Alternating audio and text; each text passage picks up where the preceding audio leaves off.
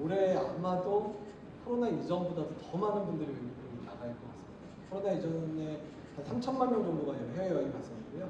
지금 벌써 여름 좀 지났는데 2천만 명 넘게 남았고요. 작년에 이미 3천만 명 거의 육박을 했는데, 제가 지난주에 영국에 이제 학회가 있어서 갔는데 공항을 나가는데, 와, 정말 공항에 발 디딜 틈도 없고요. 그리고 사실 인천공항이 제일 좋은 거는 딱 가면 그냥 착착착착착 하고 나가는 그 재미를 봤는데, 와, 이 보안 심사하는데 거의 1시간 동안 딱 찔찔하려고 하면서 서 있었거든요. 그래서 야, 이제 정말 해외 나가시는 게 많구나 생각이 들고요. 특히 요새 일본 많이 좋아하시죠. 왜냐면 환율이 요새 좋아가지고 일본 가서 남자분들은 이제 앙주 한 병씩 이렇게 사들고 들어오는 게 요새, 그리고 여자분들은 이제 패션, 그래서 여러 가지 이제 사는 것들이 그런데, 근데 해외 여행을 이제 준비하다 보면 고민할 부분들이 상당히 있습니다. 그래서 오늘 이제 말씀드릴 부분들은 이제 해외 여행에서 어떻게 준비하고 다녀오면 좋은지 이 부분들을 좀 말씀을 드리도록 하겠습니다. 이게 이제 아까 말씀드린 그래프입니다. 이제 코로나19 시절에 정말 바닥을 찍었거든요. 정말 해외 아무도 못 나가는 그런 기간이 잠시 있었는데, 어느덧 올라가서 작년에 이미 2천만 명 넘어섰고요. 올해 3천만 명 넘을 거로 예상을 하고 있어서 이제 해외 여행은 이제 옵션이 아니라 필수가 되는 그런 이제 상황들이 되고 있고요. 그러면 해외 여행을 할 때 우리가 고민할 게 뭐냐, 이제 이런 것들 나타내는 부분인데, 그러니까 여러 질병들이 있습니다. 영어들이 있어서 뭐 좀 복잡하긴 하지만, 그러니까 여기에 많이 나와 있는 게 방금 전까지 강의 들었던 여행가별세라고 해서 해외 나갔다 하면 그냥 물갈이 해가지고 그냥 주르륵 설사해서 어디 많이 못 다니시는 분들 있죠. 이제 그런 걸 여행자 설사라고 얘기도 하고, 그 다음에 뭐 장티푸스라든지 뭐 A형 간염 뭐 이런 것들, 또 심지어는 이제 파상풍 같은 거, 우리나라도 이제 1년에 한 50명 정도 파상풍이 발생하는데, 외국은 훨씬 더 이제 파상풍이 발생하는 경우가 많은데, 특히 저는 이제 언제 되게 위협감을 느꼈냐면, 제가 인도를 이제 대학생 때 여러 번 갔는데, 이제 아침에 인도 가서 좀 아침에 일찍 일어나가지고 아주 운동 좀 해보자, 좀 산책도 하고 동네도 한번 이렇게 마실 걸어다니는데 걸어가기 시작을 하면 갑자기 뒤에 강아지가 한 마리, 두 마리, 세 마리 이렇게 쫓아오기 시작을 해요. 그래가지고 뛰기까지 하면 강아지들이 같이 이렇게 뛰는 경우도 있고, 뭐 이제 중간에 뭐라도 먹으려고 그러면 주변에 와서 막 달라고 막 그러는데, 그런 중에 가끔 이제 개에 물리거나 이제 뭐 이런 경우들이 있는데, 개에 물렸을 경우에 이제 도시 안에 있는 개는 이제 감염병이나 이런 위험은 별로 없는데, 더 위험한 건 파상풍도 위험합니다. 왜냐면 개가 이제 길거리에 있는 개들은 음식 같은 거 먹을 때 흙반에 있는 것만 먹고 이러잖아요. 입안에 파상풍 독소를 이제 균을 가지고 있다가 깨물었을 때 파상풍들을 옮기는 그런 경우들이 있어서 사실 조심하셔야 되는 부분들은 사실 그런 부분들도 사실 문제가 되긴 합니다. 그러면 우리가 이제 보여야 될 거는, 이제 여행을 갈 때 자기의 건강 상태를 반드시 확인하는 게 매우 중요하거든요. 그러니까 내가 이제 이번 여행을 가는데 적합할 건가에 대한 부분들, 또는 여행을 가려고 하면 내가 이런 거 어떤 걸 준비해야 되는지, 또 여행을 가려면 어떤 예방 걱정을 해야 되는지, 이런 부분들을 따져야 되는 거예요. 특히 그래서 연령과 관련된 부분들도, 그러니까 어르신들이 갈 만한 여행지가 있고 젊은 사람이 갈 만한 여행지들이 있어요. 그러니까 뭐 젊은 사람들 같은 경우는 조금 험한 데 가서 조금 뭐 사실 뭐 노숙을 해도 뭐 다 살 수 있는 그런 젊은 사람들도 있지만, 어르신들이 막 그렇게 험하게 여행을 못하죠. 그래서 그러니까 아프리카를, 요새 아프리카 여행이나 남미 여행이 막 이렇게 각광을 받고 있는데, 아프리카 여행 중에 20, 30대에서 가장 인기 있는 여행이 뭐냐면, 남아프리카 공항 케이프타운에 가서 거기서 트럭을 타고, 트럭이라고, 트럭처럼 생긴 차인데 뭐 자석은 있어요. 그 트럭킹이라고 그러는데, 트럭을 타고 쭉 차를 타고 올라가서 어디까지 가냐면 케냐의 나이로비까지 가는 여행 코스가 있거든요. 30일 코스가 있고 60일 코스가 있어요. 제가 이제 케이프타운을 갔는데 그 출발하는 장소를 이제 가서 봤더니 정말 전 세계에서 20, 30대 정말 젊고 건강한 사람들이 배낭 뭐 이렇게 거기 자기 머리 위까지 올라가는 그런 배낭 하나 들고 가는 그런 게 있는데, 사실 그런 여행을 할 때는 이제 중간중간에 텐트 치고 잘 때도 있고 노숙할 때도 있고, 그다음에 또 좋은 데는 호텔 가서 자기도 하는데, 그렇게 여행을 할 거면 준비가 상당히 많죠. 모기에 물릴 일도 많으니까 모기 안 물리게도 해야 돼, 말라리아 예방도 해야 돼, 뭐 이런 여러 가지 조치들을 해야 되는 거고요. 근데 이제 어르신들 60대, 70대 이제 은퇴하시고 나서 이제 좀 세상에 좋은 데를 보기 위해서 여행을 하시면, 똑같이 아프리카를 가는 여행 코스가 있는데, 똑같이 케이프타운에서 시작하는데 헬리콥터로도 이동하고, 그 다음에 뭐 버스로도 이동하고 비행기로도 이동하는 코스가 있는데 14사박 15일 코스들이 있어요. 어쨌든 그 코스는 그렇게 해서 나이로비까지는 똑같이 가는 코스인데, 중간에 이제 뭐 빅토리아 폭포도 좀 보고 뭐 이러면서 가는 코스들이 있는데 그런 코스들은 이제 어른들을 주로 하시니까 숙소는 반드시 호텔에서 주무실 수 있게 하고 식사도 깨끗하고 좀 이제 정감 어린 그런 식당을 이용하게 하는 그런 데면 그래도 젊은 사람들보다는 조금 연세가 드셨어도 움직일 만한 그런 코스들이 있으니까 그렇게 다닐 수 있는 코스들이 있거든요. 그래서 그런 부분들도 연령을 고려해야 되고 또 기저질환이 있는데 뭐 당뇨가 만약에 있는데 이제 해외 여행 나가다 보면 식사나 이런 것들이 이제 시차도 이제 막 변화가 일어나니까 아 당뇨약은 내가 어떻게 챙겨 먹어야 되는지 이런 것도 고민해 주셔야 되고 또 여행을 많이 가면 당뇨 환자들은 발이나 이런 데 상처나게 되면 이제 큰 문제가 되니까 발을 편한 신발 이런 것도 준비해야 되고 이런 부분도 고민해야 되고요. 그다음에 현재 복용하는 약물들도 여행 중에 잘 챙겨 먹을 수 있게 잘 챙겨 가셔야 돼요. 안 먹으면 중간에 문제되는 분들이 있거든요. 부정맥 같은 거 있는 분들 혈전 치료제 안 갔다가 중간에 부정맥 악화돼가지고 뇌졸중 오고 이런 문제 있으니까 약간 절대 빠뜨리지 않는 부분이 중요하고 예방접종요. 그러니까 거기를 가는데 이제 예방접종을 꼭 해야 되는 예방접종을 누락하고 갔다가 문제가 되는 경우도 많으니까 예방접종도 해야 되고 알레르기하고 그러니까 사실 우리나라도 요새는 이제 식당 가면 알레르기 없냐고 물어보기는 하는데 이제 외국 가면 또 요새 외국은 필수적으로 이제 알레르기냐 물어보기는 하는데 가끔 말이 안 통해가지고 저 사람 무슨 얘기를 하는지 몰라가지고 그런 경우 있어서 그럴 때는 꼭 이제 그 자기가 가는 나라가 뭐 영어나 이런 거니 아니면 꼭 그 나라 언어를 요새 네이버나 뭐 이런 데 하거나 뭐 챗GPT 이용하면 다 이렇게 번역해 주니까 자기가 알레르기 있는 식품 이름을 꼭 카드처럼 만들어서 거기 식당에다 이거나 이런 거 못 먹으니까 재료 중에 이런 거 들어가 있으면 알려달라고 얘기를 해주시는 그런 부분들이 사실 필요하고요. 그다음에 이제 임신부는 이제 수유부 같은 경우에는 특히 아프리카 갈 때 확열 예방접종이 이제 필요하고 확열 예방접종이 안 되면 입국이 안 되는 국가들이 있어요. 근데 확열 예방접종은 생백신이어서 임신 중에 받지는 못 맞거든요. 그러면 어떻게 해요? 근데 꼭 가야 되는 상황이면 어떻게 되면 면제 증명서를 줘요. 임신부인데 내가 꼭 그런 데를 가면 임신 중이라 백신 못 맞는데 면제 증명서를 받는데 면제 증명서가 있다고 그 병이 안 걸리는 거 아니잖아요. 그렇죠? 그러니까 이제 그런 상황에서는 이제 확열이 최근에 이제 확열을 예방접종을 요구하더라도 최근에 발생 안 한 국가는 뭐 가볼만 하지만 최근 확열이 발생했던 국가들은 이제 예방접종을 못하는 상황에서는 이제 좀 주의를 할 필요가 있다는 걸 말씀을 드립니다. 그리고 이제 여행을 할 때 저희가 이제 몇 가지 따지는 부분들이 있는데요. 그러니까 여행을 할 때 아까 말씀드린 부분이에요. 젊은 사람들이 막 트럭 타고 이렇게 막 이동하는 거하고 그냥 비행기로 이동하거나 그래도 좀 좋은 버스 타고 이동하는 거 상황이 다르잖아요. 그런 부분에 따라서도 조심할 게 다르고 여행의 방법들. 그냥 도시에 뭐 출장 가가지고 저처럼 막 학회 가가지고 일주일 잠깐 있는 거하고 그냥 막 그 텐트 치고 막 다니면서 하고 캠핑하고 다니는 그런 여행도 다를 수 있죠.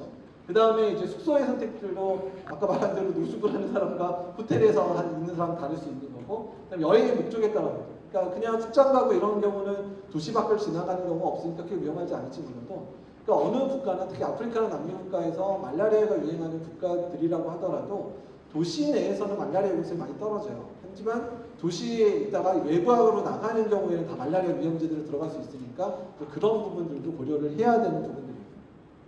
그리고 이제 음식하고 이런 부분들은 이제 아마 정준영 선생님이 말씀해 주시기는 했지만 외국 나가서 제일 조심해야 되는 부분들은 따로 적어놨는데 일단은 생수 믿을 만한 거 해야 되는 거 있는데 사실 진짜 못 사는 나라 가면 가끔 어떤 일이 있으면 생수도 가짜로 파는 경우가 있어요. 그래서 딱 돌렸는데 뜨뜻 소리가 안 나면 이거 좀 조심하셔야 돼요.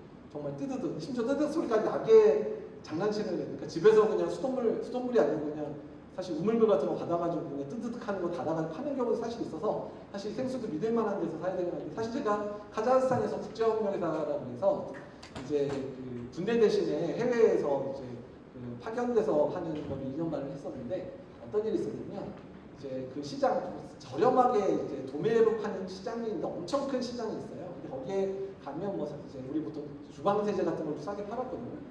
또 주방세제가 시중에 이제 그런 마트 가서 파는 게 반값밖에 안 해가지고 좋네 그래가지고 2통을 사가지고 가가지고 했는데 정말 뚜껑이랑 다 똑같이 뜨뜻 소리까지 나게 다 돼 있는데 부어서 해봤더니 거품이었네.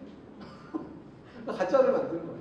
그러니까 이제 그런 일들이 생수나 이런 거로도 있을 수 있으니까 꼭 믿을만한 그 마트나 이런 데서 생수 사가지고 들고 다니셔야 되는 거고요. 그다음에 두 번째는 음식인데 뭐 나름식 해피한 당연히 먹으면 안 되는 거는 이제 이미 알고 계실 건데.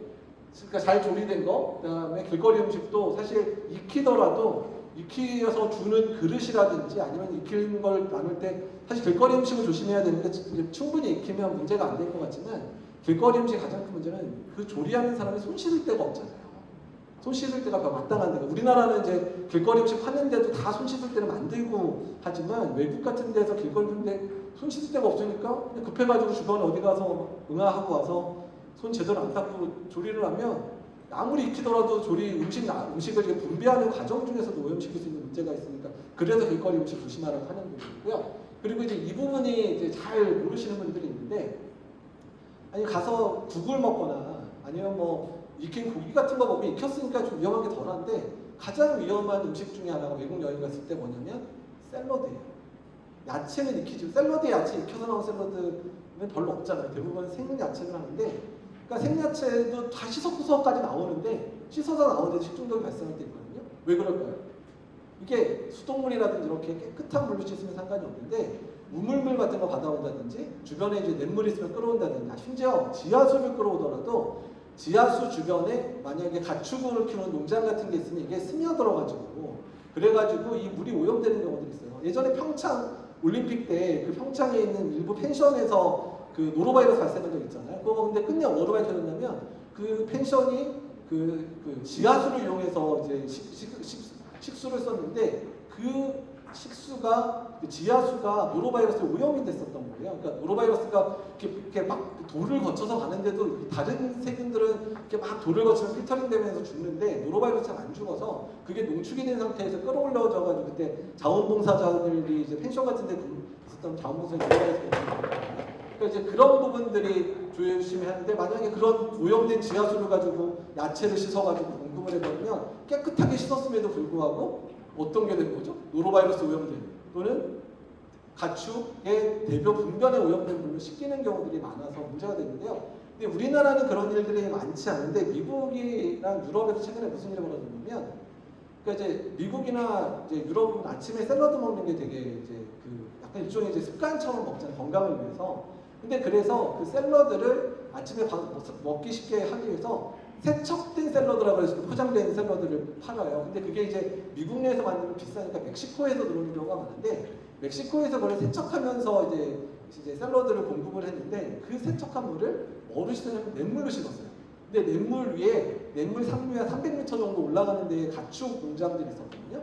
그래서 그 분변에 오염된 물이 흘러내려온 걸 가지고 씻어서 먹어가지고 미국이 이게 또 전역으로 수출해서 미국 전역에서 아까 열심히 얘기한 살모넬라 전염이 발생했고 특히 애들이 그걸 먹어서 몇 명이 죽은 적이 있어요. 그래서 이제 그러니까 이게 선진국이라 그래서 이 샐러드가 문제가 안 되는 게 아니라는 거. 그러니까 가끔 이제 미국이 인건비가 비싸니까 뭐 멕시코 이런 데서 씻어진 샐러드를 공급받아서 그래서 미국에서 여러 번 있었는데 할라피뇨 때문에 이제 식중독 발생해서 문제된 적도 있고 아까 말한 그런 야채들 토마토도 이렇게 상품성 좋게 시켜서 먹는데 토마토도 이상한 물이 있어가지고 오염돼서 문제됐던 적이 여러 번 있고요. 그다음에 이제 유럽 같은 경우에는 아까 이제 오일오칠도 오일사우라 그래서 이제 그 대장균에 의해서 한번 장염이 영국부터 해서 프랑스가 유행한 적이 있었는데 그때는 새싹 그때 일시적으로 유럽에서도 새싹 야채가 유행을 했는데 그 새싹 야채를 유기농이라 그래가지고 이렇게 그냥 잘라가지고 안 씻고 그냥 이제 공급을 했는데 유기농이 농약을 안 쓰는 거잖아요. 그러면 유기농이 농약을 안 썼으니까 그 부분은 좋은데 유기농이 약하면 유기농의 비료를 뭐로 주로 쓰죠? 퇴비를 주로 쓰잖아요. 네, 그러니까 가축의 분변을 요새 이제 그것도 못하게 막고 있긴 한데 가축의 분변 가지고 비료를 주는데 이게 또 생으로 먹으면 좋다고 해서 그냥 잘라가지고 보내주면 이게 가축 분변으로 만든 그 퇴비에 오염된 야채가 들어가고 그것 때문에 오일사우가 한번 유행을 해가지고 막 세균성 피똥수라고 그래가지고 용혈성 유독증후군 이런 거 발생해서 애들이 막 추석하고 이런 일들이 유럽에서 벌어진 적도 있거든요. 그래서 생야채들 외국 나가면 반드시 조심하고 그러면 안전하게 먹으면 제일 좋은 건 뭐죠? 그래도 과일이랑 더운 데 가면 과일이 좋으니까 어떻게 되게 좋아요? 시장에 내가 사가지고 내가 호텔에 있는 대부분 수돗물이 나오니까 호텔에 내가 직접 씻어서 먹는 게 제일 안전하게 합니다. 그래서 믿기 어려울 만한 그런 그러니까 이제 그냥 호텔 이런 데는 이제 잘 씻고 이런 거 걱정 안 하셔도 되는데 좀 이제 여행 중간에 어디 들려서 가는 식당들 있죠. 그런 데서는 안 익힌 샐러드 상당히 조심해야 되고요. 마지막에 얼음. 왜 얼음이 문제인가? 생각이 들 텐데 얼음 때문에 세균성 이질 걸리셔가지고 아주 생고생하고 오신 분들 꽤 많아요. 그러니까 다 또 얼음을 왜 또 다 집단 발병하는 거는 다 어느 식당 가서 얼음 다 이제 더우니까 콜라도 마시든 물 마시든 얼음 주세요 그래서 콜라랑 물 따라서 마셨는데 물이 오염돼 있는, 아까 똑같은 원인이에요. 물을 이제 우물물 같은 거 받았는데 그 우물물이 오염된 거를 얼렸어요. 그러면 균이 그냥 자라지만 않는 거지 안 죽어요. 얼린다고 균은 안 죽거든요. 그러면 얼렸다가 이제 물이 녹기 시작하면, 온도가 이제 올라가기 시작하면 이 균이 다시 부글부글 살아나서 끓기 시작하면서 이제 나오기 때문에, 얼음이 물에 들어가면서 녹기 시작하면 그걸 마셔버리면 그것 때문에 식중독이 올 수 있어서, 물도 깨끗한 물로 얼린 얼음이 아니면 조심하셔야 돼요. 그래서 이것도 마찬가지로 믿을 만한 이제 식당이라든지 뭐 도시 내의 식당들은 큰 문제는 없을 수 있는데, 이제 특히 이제 지하수 쓰는 데 있잖아요. 그러니까 그런 데서 지하수 깨끗하다고 생각하시면, 아까도 말했지만 지하수에 노로도 있을 수 있고 세균도 있을 수 있으니까 지하수 같은 걸 이용해서 얼음을 얼리는 경우에 상당히 조심을 해야 돼서, 외국 나가서 얼음도 상당히, 특히 더운 지역에서 시원한 물 마시고 해서 얼음 자꾸 이제 찾으실 텐데 주의가 필요합니다. 좋은 상식이죠? 이런 건 잘 알고 가셔야 돼요. 예.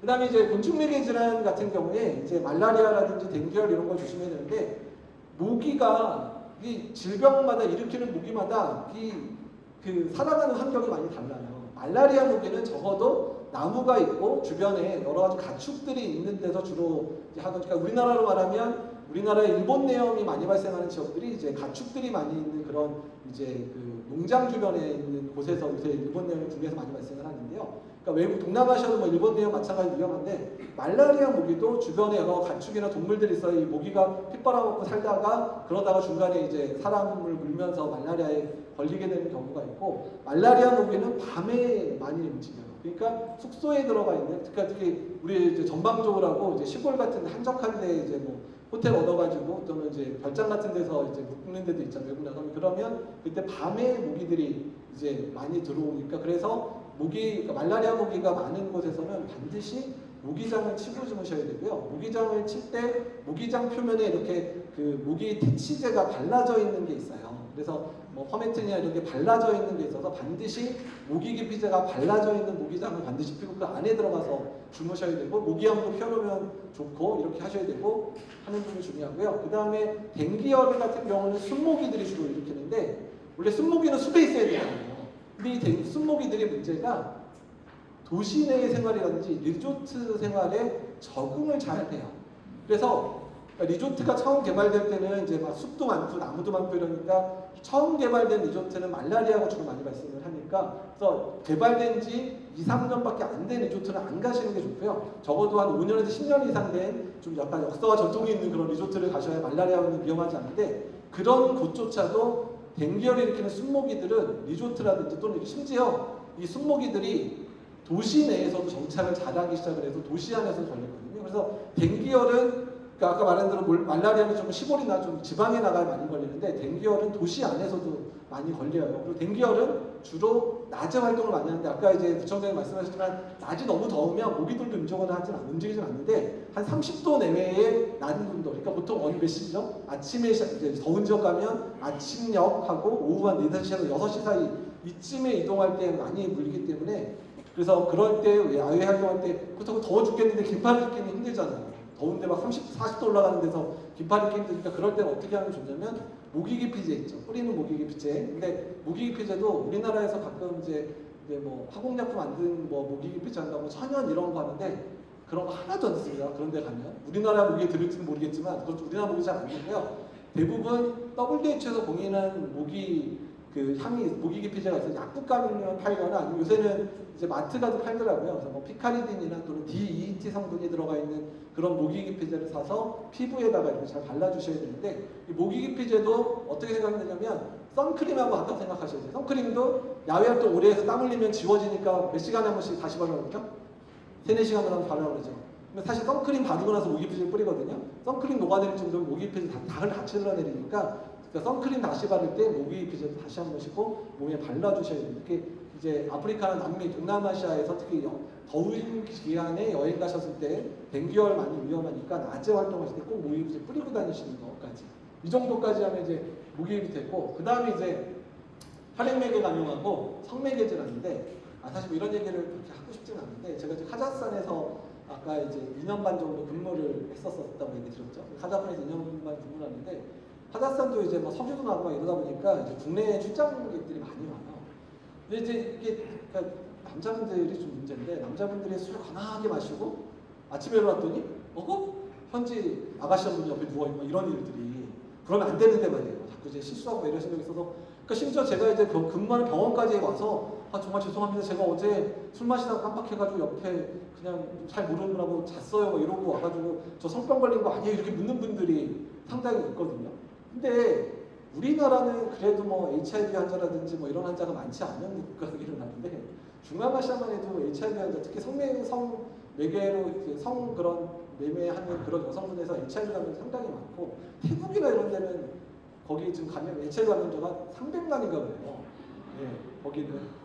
그리고 그렇게 살고 있고 막 이런 데인데 거기서 그냥 잠깐 술 마시고 아차해가지고 실수해버리시면 잘못하면 평생 치료해야 되는 병을 안고 사는 그런 분들이 있어가지고 제발 그런 거 조심을 하셔야 되고 그리고 또 주의해야 될 건 뭐냐면 이제 그런 국가들에서 여행을 하다가 또 뭐 사고가 날 수 있잖아요. 교통사고 나고 이럴 수 있는데 그러니까 이제 어쩔 수 없으면 이제 뭐 수혈을 받아야 되는 상황이 있을 수 있는데 이게 우리나라처럼 이제 그런 헌혈이나 이런 거 받을 때 안전하게 못 받는 경우도 사실 많아서 이제 수혈을 받는 과정 중에서도 그런 혈액매개 질환들이 노출될 수 있는 경우들도 많고 또 이제 해외에 장기간 살다 보면 그러니까 이제 사실 태국이라든지 뭐 이런 데는 되게 문신 같은 거 되게 많이 되게 예쁘잖아요. 그래서 이제 좀 이제 피부나 이런 거에 조금 이제 기념으로 태국 간 기념으로 이렇게 막 문신하고 이러는데 그 문신하는 데 쓰는 바늘이라든지 뭐 칼 같은 거를 제대로 쏙 안 하고 할 때가 많아서 사실 우리나라도 시형 감염의 일부가 문신 통해서 전파된 사례들이 일부 보고가 된 적이 있거든요. 우리나라 내에서도. 그래서 시형 감염이나 HIV가 이제 문신을 하는 가정 중에서도 이제 옮기는 경우들이 있어서 그래서 웬만하게 그 외국 나가면 피 흘릴 만한 일을 절대 만드시지 않는 게 뭐 문신을 한다든지 뭐 피어싱을 한다든지 뭐 이제 귀걸이까지 왜냐면 또 귀걸이도 예쁜 거 많은데 이제 안 투고 계신 분들이나 또 막힌 분들은 또 가서 또 하고 싶어서 거기서 뚫으시는 분들이 있는데 안 하시는 게 좋습니다. 왜냐면 그게 어떻게 소독되는지 어떻게 알아요. 그래서 이제 그런 부분들 주의하라는 부분들 그다음에 이제 그래서 치과나 외과적 시술도 정말 안전하게 보이는데 아니면 한국인에 의해서 좀 소개받을 수 있는 그런 데가 아니면 주의가 필요하다는 얘기를 좀 드립니다. 우리 야생동물하고도 아까도 잠깐 얘기했지만 길거리 뛰면 막 이제 이렇게 막 강아지가 쫓아오는 일도 있지만 가끔 이제 뭐 아프리카의 킬리만자로 같은 데 가신 분들은 가다 보면 뭐 너구리 같은 경우도 막 오고 뭐 이런 거 막 우리가 한국에서 보기 힘든 동물들이 막 주변에서 막 이렇게 알짱알짱거릴 때가 있어요. 그래서 귀엽다고 이렇게 막 하다가 이제 외국에서 일어난 사례인데 우리나라에 일어난 사례인데 이제 우리나라가 감염병이 안 발생한 지 10년 넘게 됐거든요. 감염병 발생한 지가 10년이 넘었는데 이제 지나가는 너구리가 한 마리 있었는데 너구리 보기 힘들어. 우리나라 너구리 살잖아요. 너구리가 귀엽다고 이렇게 했는데 너구리가 갑자기 미쳐가지고 그냥 확 뛰어서 코로 확 물어버렸어요. 사람을. 근데 너구리가 사람을 공격하지 않거든요. 무서워서 웬만하면 공격을 안 하는데 얘가 사람을 공격했다는 것 자체가 이상행동이에요. 예. 얘가 감염병에 걸린 너구리였던 거고요. 그 사람이 여기 물렸는데 하필이면 얼굴 감염병 바이러스는 머리로 올라가서 이제 사람을 이제 하는데 코에 물었으니까 바로 올라가가지고 그 사람 며칠 만에 의식 잃고 그냥 끝내 사망하는 일들이 있었거든요. 우리나라는 지금 10년 이내에 감염병 발생한 적은 없어요. 우리나라는. 근데 외국에 나갔는데 신기한 동물 있다고 했는데 걔가 이제 만약에 약간 이상한 행동을 확 달려들면 이건 이제 그 동물 이상한 거거든요. 사람이 동물한테는 꽤 무서운 존재라 가지고 맹수들이 아닌 이상에서는 사람한테 달려들지 않아요. 웬만한 동물들이.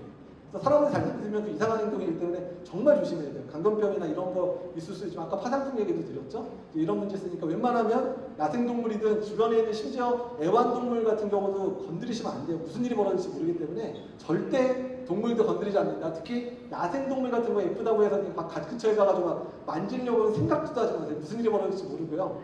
뭐 또 중동적 잘못 가서 낙타 예쁘다고 낙타 쓰담다가 메르스 걸려서 오셔도 있을 수도 있으니까 웬만하면 현지의 동물들하고는 그냥 멀리서 그냥 예쁘네 그러고 그냥 마시라는 거 꼭 말씀드리는 거고요. 뱀전갈, 두꺼비까지 보실 정도는 이거는 이제 아까 말한 트럭 타고 어디 가시는 분들 정도는 가끔 밤에 이제 사막에 있으면 전갈이 이렇게 꼬리 세우고 지네들끼리 놀고 있는 장면 보신다고 하긴 하던데 그거 보고 있는데 돌려주거나 하면 큰일 납니다. 갑자기 달려들 수 있어서. 네, 낙타 얘기 방금 드렸죠. 낙타 건드리지 마시고 낙타 우유도 소독 안 된 거 드시면 안 돼요. 그러니까 낙타 농장 갔는데 갑자기 거기서 받아서 막 주려고 그러면 주면 안 되고요. 최근에 미국 같은 경우는 그 어떤 일이 있었냐면 소가 조류 인플루엔자 H5N1 소가 감염이 돼가지고 소에서 소 젖이죠. 우유를 받았는데 상품성이 없어가지고 그 우유를 고양이한테 먹였는데 고양이가 H5N1 걸려가지고 한 폐사가 한 적이 있었어요. 그래서 어쨌든 어디 가든 간에 우유는 날것으로 농장에서 이거 좋다고 막 이렇게 막 짜가지고 막 주면 절대 이게 되시면 안 돼요. 반드시 소독 안 하고 먹으면 잘못하면 뭐 브루셀라라든지 큐어리라든지 여러분 이름도 잘 모르는 병부터 시작해서 잘못했다면 조류 인플루엔자에 뭐별 병이 남아있으니까 절대로 우유 그냥 짜서 막 신선하고 따끈따끈한 거라고 막 주시면 우리 애기들이 엄마 젖 먹는 그런 거 상상하셔서 그냥 받아서 콜라다 마셔버리면 잘못하면 한 2, 3주 있다가 정말 저희 감염내과 찾아오는 일 생기니까 절대 그런 거 드시면 안 됩니다. 그 감염내과는 웬만하면 그러니까 안 만나면 좋을까요? 그러니까 예방접종할 때는 좀 와서 만나면 좋긴 하지만 연락가지고 오기 시작하면 그래서 자주 보면 진짜 이거 되게 고생하는 거니까 감염내과 원리를 제대로 보면 해외 갔다 와서 만들지 않게 이런 거 조심해 주셔야 좋겠어요. 네, 그러면 이제 일부 질환들만 설명을 하고요. 제가 이제 빨리빨리 이제 강의 마칠 건데 말라리아 발생 지역이 빨갛게 된 지역들이 대부분 위험한 지역인데 주로 어디죠? 아프리카, 그다음에 남미에 해당되는 국가, 그리고 그다음에 동남아시아 국가들이 대부분 위험 지역에 속하는데 그러니까 말라리아도 우리나라도 말라리아가 발생을 하고 있죠. 서울까지 침범을 해서 양천구, 강서구 다 어디를 끼고 있죠? 안양천이 끼고 있는.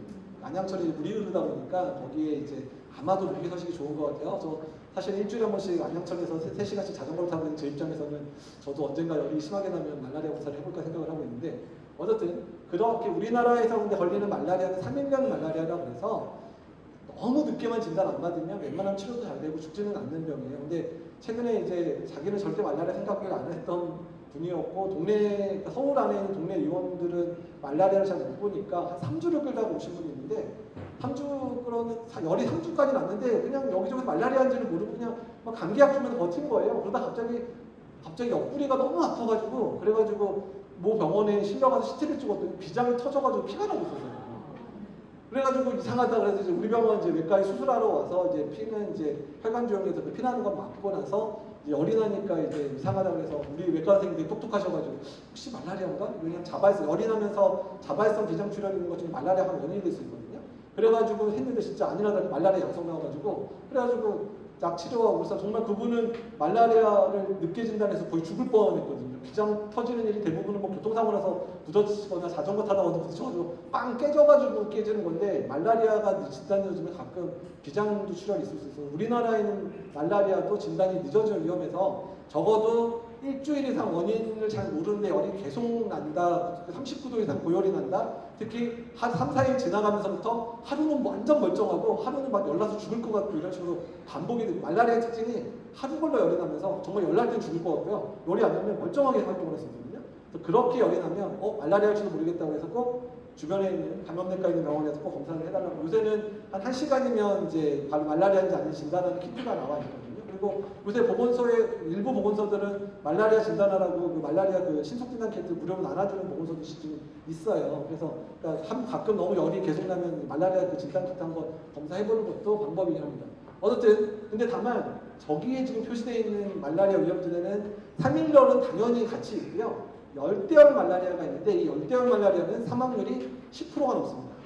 10% 어마어마하죠. 10%면. 그리고 실제로 말라리아에 걸렸는데 치료를 그러니까 3일열 말라리아는 일주일 한 2주 정도까지는 어떻게 해도 합병증 안 생기는데 열대열 말라리아는 일주일 이내에 치료를 못 들어가게 되면 사망률은 거의 50%까지 올라가거든요. 제가 이제 레지던트 때 가나에 이제 선교여행을 갔다 갔었던 팀인데 거기에 이제 20대 26살의 젊은 학생 한 명이 열이 펄펄 나고 들어오면서 응급실에 도착할 때 코마로 들어왔어요.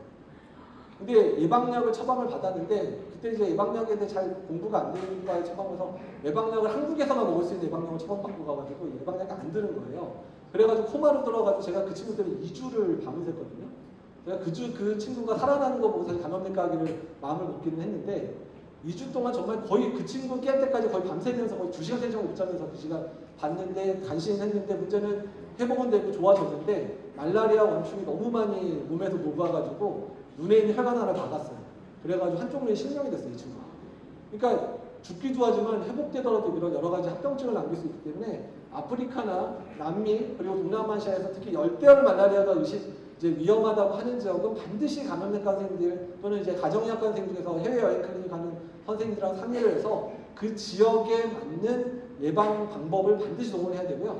지금 예방접종이 뒤에 나오면 2가지가 나와 있기는 한데 해외여행자에게 쓰기는 아직까지 효과가 좋지 않아요. 그러니까 지금 현재 나와 있는 백신들의 예방효과 30% 40%거든요. 근데 우리는 해외여행 가가지고 있는데 한 번도 걸리면 안 되는데, 그러니까 이제 그런 백신을 맞을 수 없기 때문에 요새 아직까지는 이제 그 치료제로 쓰는 약을 이제 처방받아가지고 저용량으로 먹어가면서 예방하는 방식을 하기 때문에 반드시 아프리카나 남미 그리고 동남아시아에 가시는 분들은 반드시 상담을 받고 가셔야 되고요. 근데 더 문제는, 그러니까 특히 선교여행 가거나 출장 갈 때 어떤 얘기를 듣냐면, 현지에 있는 선교사님이나 현지에 있는 이제 그 현지 분들이 여기 말라리아 발생해서 위험하지 않냐 그러면 하나도 안 위험해. 말라리아 뭐 걸리면 그냥 약만만 잘 먹으면 별 문제 없어. 막 이렇게 얘기를 하는데 그 말 절대 믿으시면 안 돼요. 왜 그러냐면, 그러니까 사실은 사실이에요. 왜냐하면 현지에서 2, 3년 이상 또는 이제 태어난 사람들은 어릴 때부터 말라리아에 두세 번씩 걸리거든요. 근데 말라리아는, 열대어 말라리아는 언제 제일 위험하냐면 제일 처음 걸렸을 때 위험하고요. 제일 처음 걸렸을 때 가장 사망률이 높아요. 그러니까 해외 여행객 입장에서는 그런 국가에 가면 처음 가는 거니까 제일 위험한 거죠. 근데 거기에 사셔서 우리한테 뭐 오라고 초청하는 사람들은 거기서부터 10몇 년, 20년 사신 분들이라 말라리아 2번, 3번 걸렸기 때문에 그런 분들은 거의 3일별 말라리아 걸리는 건 똑같아요. 그냥 뭐 일주일 있다가 약 먹어도 안 죽거든요. 그러니까 그분들은 당연히 말라리아 걸려도 안 위험하다고 얘기를 하는데, 누가 제일 위험해요?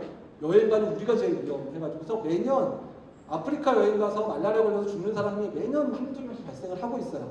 그래서 몇 년 전에는 뭐 탤런트 중에 한 명 아프리카에 봉사하러 갔다가 말라리아 걸려 죽은 적도 있었고요. 그다음 몇 년 전에는 국립국악원이 아프리카에 이제 그 한국 국기 선양한다고 갔다가 말라리아 걸려가지고 2명이 죽은 적도 있었거든요. 그래서 어쨌든 외국에서 여행 가지 말라는 얘기는 아니고요. 약만 잘 먹으면 95% 100% 예방이 되니까 꼭 아프리카, 남미, 동남아시아 여행 갈 때는 꼭 상담 받고 나서 가시라는 얘기 꼭 얘기를 드리는 겁니다. 여기 빨갛게 차리는데 어딘지 대충 보이시죠? 근데 요새 이제 예전에 많이 갔던 데는 이제 지겹잖아요. 그러니까 제가 이제 해외 여행자 확률예방접종 클리닉 운영하고 있는데, 와 진짜 저도 이제 한 번도 못 가고 근처도 못 가본데 엄청 많이 여행 가시고, 특히 60대, 70대 어르신들도 막 정보를 많이 들어가지고 여행을 많이 가세요. 그래서 이제 본인 이제 연세가 많으시니까 딱 그렇게 생각하시더라고요. 지금 안 가면 이제 내가 한 5살만 많이 먹어도 아프리카나 남미는 이제 발도 못 디딜 거니까. 왜냐면 가는 데만 30시간씩 걸리는 비행기 타는 거나 그러니까. 그래서 난 마지막으로 생각하고 여행 간다고 오셔가지고 막 확률 예방접종도 맞고 예방접종 안 맞았다고 막 대여서 3-4개 맞고 약도 다 잘 챙겨서 가시고 있어서 가긴 가되 준비만 잘해서 하면 아무 문제가 없고요. 그리고 한 가지 우스갯소리 얘기를 하면, 미국 사람들이 한국 여행 올 때요, 예방접종 엄청 많이 갖고 와요.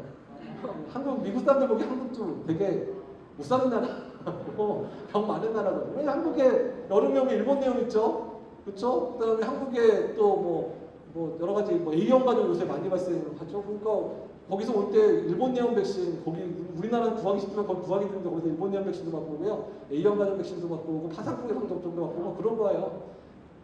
걔네도 그러는데 우리는 안 그러고. 그리고 미국은 또 그런 별 문제 없냐? 미국도 문제예요. 미국도 사실 미국의 남부 플로리다나 이런 남부 쪽은 댕기열 유행하고 막 이러거든요.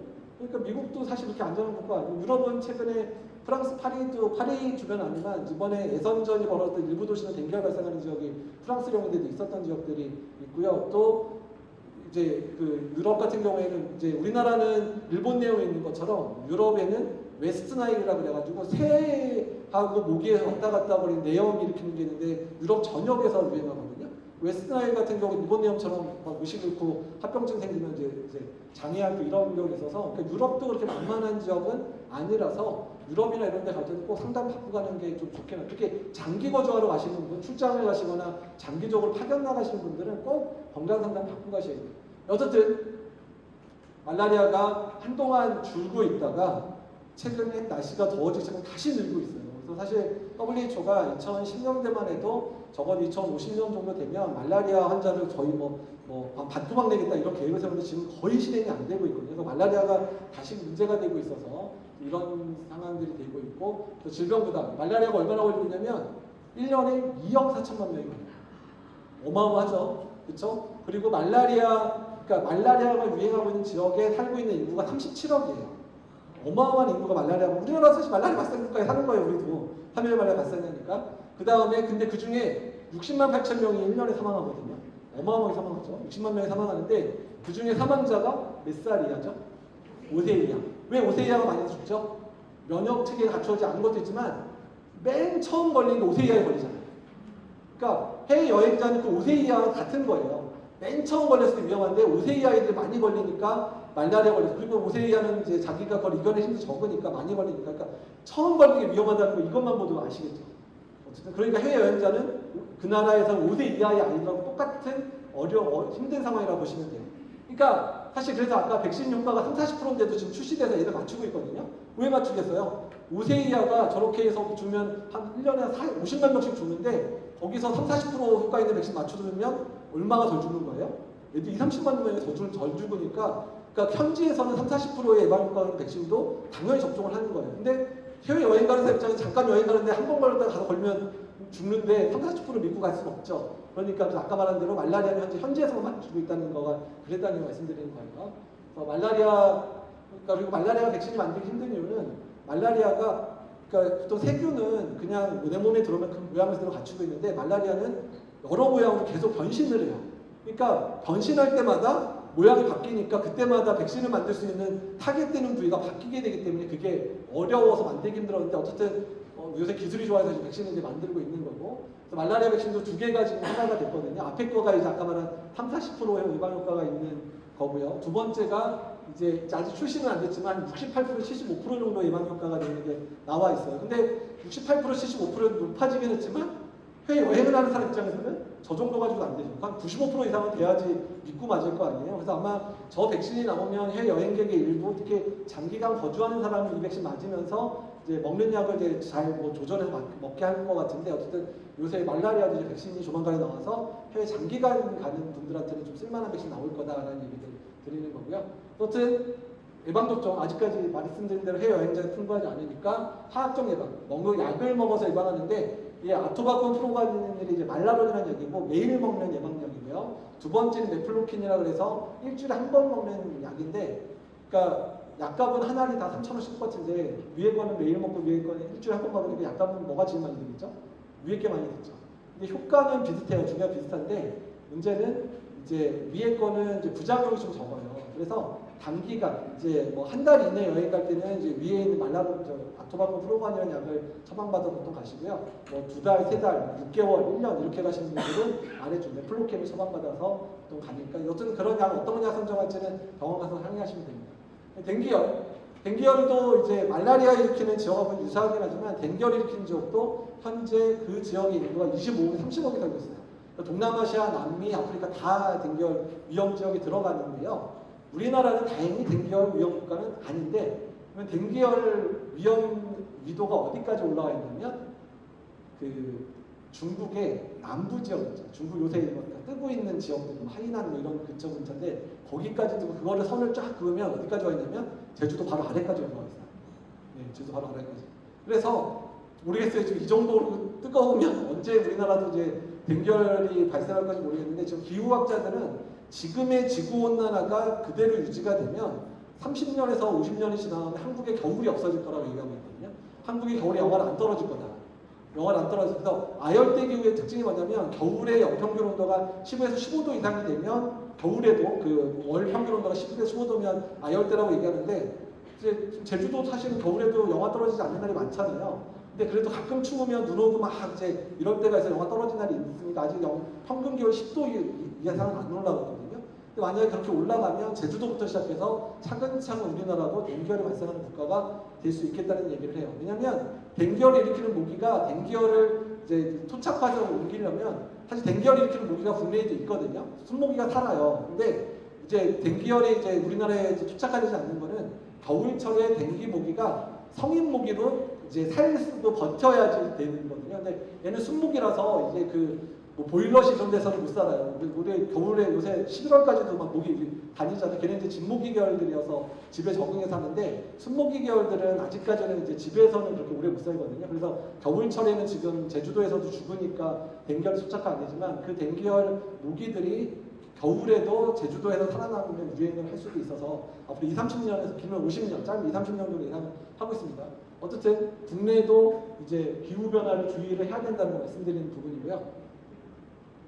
발생 지역 그냥 거의 말라리아 위험 지역과 거의 유사합니다. 그러니까 지금 조금 위도가 낮거든요. 그래서 이렇게 발생하고 있고요. 그리고 댕기열 발생이 보시면 전 세계적으로 더 확대가 되고 있고요. 그리고 이제 뭐 이런 여러 가지. 우리나라도 지금 올해 이제 여행 안 갈 때 좀 줄다가 이제 다시 댕기열 올라가기 시작하죠. 요새 동남아시아가 좀 댕기열이 좀 많이 발생하거든요. 아까 얘기했죠. 댕기열 말라리아는 좀 오래된 리조트에서 발생을 안 해서 말라리아 걱정은 안 하셔도 돼요. 그러니까 그 나라가 말라리아가 유행하는 지역이라고 하더라도 리조트 한 10년 이상 된 리조트는 말라리아 위험하지 않거든요. 하지만 말라리아가 없어서 댕기열이 있기 때문에 동남아시아 웬만한 그 리조트에서 댕기열 다 발생할 수 있습니다. 그래서 그 리조트 같은 데에서 있더라도 낮에 모기 물리지 않게 조심을 하셔야 되고요. 그래서 근데 이제 여기서 얘기해 줄게 이제 보통은 어떻게 오냐면 열이 펄펄 나기 시작해요. 1, 2주 해외여행 갔다가 1, 2주 있다가 열이 막 나기 시작한 다음에 처음에 열만 나니까 독감인지 뭔지 말라리아인지 이렇게 이것저것 검사를 하는데 어느 순간인가 뭐가 생기냐면 온몸에 이렇게 울긋불긋 빨간색의 점박이가 쫙 퍼지기 시작해요. 이제 저희 출혈성 반점이라고 표현하는데 이게 쫙 생기고 심하면 완전히 온몸이 시뻘개지거든요. 그래서 해외여행 갔다 오고 열이 한 4, 5일 났 다음에 온몸에 빨갛게 먹고 피 멍드는 것처럼 빨간 멍드는 것처럼 막 발진하기 시작하면 아 이거 댕기열이구나 생각하고 바로 오셔야 되는데 최근에 가끔 알레르기가 생겨가지고 오셔서 막 헷갈려서 오시는 분인데 그런 건 열이 많이 안 나니까 알레르기는 어쨌든 이제 이런 게 생기면 이제 말라리아 의심을 해야 되고요. 그다음에 두 번째는 그다음에 요새 진단은 이제 신속 키트나 이런 것들이 있어서 이제 예전에는 진단이 오래 걸리는데 요새는 뭐 하루 정도면 저희 진단을 해주고 있거든요. 근데 댕기열이 치료제가 별게 없어요. 그냥 열 펄펄 나면 해열제 주고 물렁거리고 토하고 이러면 잘 먹게 하고 영양제 주고 이러면서 한 일주일 열 죽도록 고생하고 나면 아 얘 이제 열 안 나니까 태어나서 이렇게 해서 별로 도와줄 만한 게 없기는 없는데 근데 댕기열의 가장 주의해야 될 부분이 뭐냐면 댕기열은 첫 번째 감염될 때는 아주 심각하지 않아요. 열만 펄펄 나고 좀 고생하면 1, 2주 고생하고 끝나는데 댕기열의 가장 위험한 거는 두 번째 감염됐을 때가 위험해요. 두 번째. 그러니까 원래 보통 우리가 댕기 바이러스는 종류가 4가지가 있거든요. 그래서 내가 만약에 1번 댕기 바이러스에 걸렸는데 그 댕기 바이러스가 회복되고 나서 이제 면역이 떨어지는 시점에 2번이나 3번, 4번에 1번에는 다시 안 걸리거든요. 걸렸던 댕기열은 안 걸리는데 2번, 3번, 4번에 또 걸릴 수 있는데 원래 이렇게 바이러스가 종류가 여러 개면 하나에 걸리면 다른 바이러스에 걸릴 때 되게 가볍게 알아요. 대부분의 바이러스는. 근데 댕기 바이러스는 이상하게 내가 예전에 댕기 1번에 걸렸는데 만약에 다른 댕기 2번, 3번, 4번에 다른 형태의 노출이 되면 더 심하게 와요. 그래서 언제 많이 죽냐면 두 번째 걸렸을 때 많이 죽어요. 그래서 오히려 또 두 번까지 걸리고 나면 항체가 양쪽에 확 올라가니까 세 번째부터는 또 많이 안 죽거든요. 그러니까 어떻게 조심해야 된다. 그래서 그러니까 해외여행을 갔다가 댕기열을 한번 걸리신 분들은 해외여행 갈 때 댕기에 대해서 엄청 조심하셔야 돼요. 그리고 해외에 이제 오래 사셨던 분들 있죠. 동남아시아나 이런 데 좀 오래 사시면 댕기열에 걸렸던 적 있는 분들 있잖아요. 그러니까 이런 분들 같은 경우에 댕기열 또 걸릴 수도 있는 상황이 되면 그때 걸리면 위험하니까 되게 조심해야 돼서 그래서 백신이 나와 있는데 이 백신은 처음에 이 백신을 이제 접종을 해가지고 필리핀에다 댕기열이 소아에 많이 줄었는데 문제가 2, 3년 지난 다음에 그 댕기 백신의 효과가 떨어지는 시점에 애들이 댕기에 걸리면 더 중증 댕기에 걸려가지고 몇 명이 사망하는 일이 벌어졌어요. 봤더니 백신을 이제 한 번도 댕기에 안 걸렸던 사람이 백신을 맞으면 처음에는 4가지에 대해서 다 항체가 생기니까 안 걸리는데 그 중에 한 3, 4년 지나니까 4개 중에 하나가 이렇게 효과가 떨어지는데 그거에 돌파 감염이 됐을 때 중증 감염이 발생해가지고 애들이 몇 명 죽어서 현재 유통되고 있는 댕기 백신은 한 번 걸린 사람한테만 맞추는 백신이에요. 그래서 그러니까 만약에 동남아시아에서 살다가 댕기 한번 걸리셨다 그러면 그때 이 백신을 맞으시면 그 이후에 중증 감염은 안 생겨요. 그래서 현재 댕기 백신은 해외 여행자한테 맞는 백신이 아니라 현지에 한번 걸렸던 사람한테 맞는 백신이다 라고까지만 기억을 해주시면 해외에 이제 오래 사시는 분들이 생각하면 될 것 같습니다. 그리고 이제 그 다음 나온 것들이 이제 최근에는 이제 그런 문제가 없는 백신이 나와가 조만간 이제 출시가 될 것 같아서 아직 국내에는 소개가 안 됐고 외국에는 이제 들어오고 있거든요. 그래서 해외 여행자용 댕기 백신은 한 몇 년 이내에 국내에 소개될 수 있어서 그거 들어오면 이제 감염된 것들만 상의해서 만드시면 될 것 같습니다. 확률도 똑같은 20기가 이렇고요. 댕기의 사촌쯤 되는데 얘는 더 무서워요. 얘는 댕기는 그냥 열나게 되고 두 번째 걸릴 때 죽는다 그러면 얘는 첫 번째 걸릴 때부터 죽을 수 있는 병이고요. 워낙에 이제 걸리면 80%는 이제 증상이 안 나타나지만 증상이 나타나는 20% 중에서 절반 정도가 죽거나 아니면 절반 정도가 이제 뭐 여러 가지 후유증을 앓게 되는 아주 무서운 거지. 그러니까 아프리카에 있는 대부분의 국가들이 확률이 자국가에서 다시 발생하는 것들을 용납할 수 없기 때문에 그래서 아프리카 올 때 확률 예방접종을 반드시 맞고 들어오게 하는 거예요. 그러니까 자국 내에서 예방접종 안 한 사람이 자꾸 들어오면서 확열을 퍼뜨릴 수 있으니까. 그래서 확열 예방접종은 아프리카, 남미 일부 국가에서는 예방접종을 하지 않, 아예 입국이 안 됩니다. 그리고 한 가지 주의할 거는 확열 예방접종 맞고 나서 이제 아프리카나 남미 갔다 오고 나서 1년 이내에는 그 예방접종 증명서 노란색 카드 주거든요. 반드시 여권에 끼고 다니셔야 돼요. 왜냐하면 확열이 자국가에서 토착화 될 수도 있다고 이제 걱정하는 국가, 대부분 중동 국가들인데 1년 이내에 그 아프리카나 남미 갔다 왔는데 중동 지역 방문하면 확열 예방접종 했는지 다시 물어보거든요. 그래서 보통 아프리카나 남미 여행 갔을 때 확열 예방접종 해가지고 접종 증명서가 있으면 적어도 그냥 여권 안에다가 확열 예방접종 증명서는 계속 끼고 다니라고 얘기를 해요. 그래서 그 부분 꼭 기억하셔야 됩니다. 그러니까 아프리카 확열 예방접종 하고 난 이후에 해외 여행 다녀 아프리카나 남미 갔다 오신 분은 그 여행 접종 증명서 여권에다 반드시 끼고 다니라는 거. 지금 국내에서 맡은 거는 스타마리라고 써놓기에서 나온 거 맡고 있고요. 이제 이거는 또 감염내과가 있는 병원이나 해외 클리닉 있는 병원만 지금 전국에 40몇 군데에서만 접종을 하고 있는 대부분 예약제로 운영을 하고 있어요. 그래서 꼭 전화하시고 해야 되는데 저희 병원을 자랑하는 건 아니지만 강남성심병원은 당일 접수에 맞춰드리긴 하거든요. 그다음에 토요일도 토요일도 접종이 가능해요. 토요일이 접종 가능한 병원은 아마 저희 병원밖에 없을 거고요. 당일 접종도 저희 병원밖에 안 되니까. 당일 다만 요새 이제 요새 지금 전공의들이 나가가지고 저희가 매일 이제 외래가 있었는데 좀 외래가 좀 빵꾸가 나는 데가 있어가지고 꼭 외래 있는 날 확인해서 오시면 접종을 해드리고요. 여기 얼마 안 먼 강남성심병원 대림동에 있어요. 조금 갑자기 여행, 아프리카나 남미 여행 잡히면 저희 병원은 당일에 접종해드릴게요. 토요일에도 가능합니다. 근데 수입인지 꼭 사오셔야 돼서 토요일엔 수입인지를 안 팔거든요. 그러니까 수입인지 평일날 사가지고 토요일날 사들고 오시는 거 있지 않은지. 이렇게 또 깨알 같은 광고를 요거 말하는 거. 요게 이제 아까 말씀드린 대로 예방접종 증명서예요. 그래서 이거를 노란색 카드라고 해서 옐로우 카드라고 좀 얘기를 해요. 근데 이거 반드시 끼고 다니시는 거 얘기 들었고요. 장티푸 살모넬라 장염은 아까 이미 이제 앞부분에서 많이 얘기하실 때 넘어가겠습니다. 그래서 제가 한 강의는 여기서 마치도록 하고요. 네, 그럼 이걸로 강의 마치겠습니다. 수고하셨습니다.